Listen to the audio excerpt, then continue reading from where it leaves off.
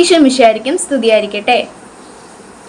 ദൈവപിതാവിന്റെ ആലയത്തെക്കുറിച്ചുള്ള തീഷ്ണത ഈശോയെ വല്ലാതെ ഗ്രഹിച്ചിരിക്കുന്നു എന്ന് യഹൂദർ മനസ്സിലാക്കിയ ഒരു സമയമാണ്. ഈശോ ദേവാലയത്തിലേക്ക് ചെന്ന് ബഹളമുണ്ടാക്കുന്ന ഒരു സമയം. നമുക്ക് ഇങ്ങനെ ഒരു തീഷ്ണത സഭയെക്കുറിച്ചുണ്ടാകുന്നേ? വാസ്തവത്തിൽ അത് നമ്മളെ തന്നെയല്ലേ? ഈശോയ്ക്ക് അന്ന് ഉണ്ടായിരുന്ന ആ തീഷ്ണതയാണ്. അതായത് ദൈവം ഇവിടെയുണ്ടെന്ന് പ്രത്യാശത്തിൽ ജനം മനസ്സിലാക്കുന്നു എന്നൊന്നാണ് ദേവാലയം. സഭയിൽ ഈശോയുടെ ശരീരമാണ് നമ്മൾ എല്ലാം എന്ന് അറിയുന്നു. നമ്മൾ മനസ്സിലാക്കുന്ന തിരുസഭയെക്കുറിച്ചുള്ള ഒരു തീഷ്ണത എന്നാണ് നമ്മുടെ ആത്മാവിൽ രൂപപ്പെടുന്നത്.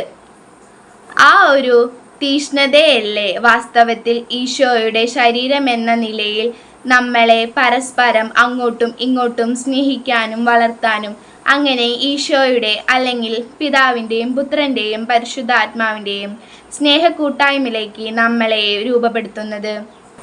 ഒരു തീഷ്ണതയിലേക്ക് നമ്മൾ വളരണം.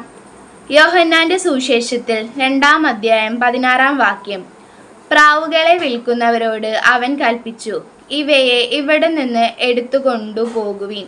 എൻ്റെ പിതാവിൻ്റെ ആലയം നിങ്ങൾ കച്ചവട സ്ഥലമാക്കരുത്.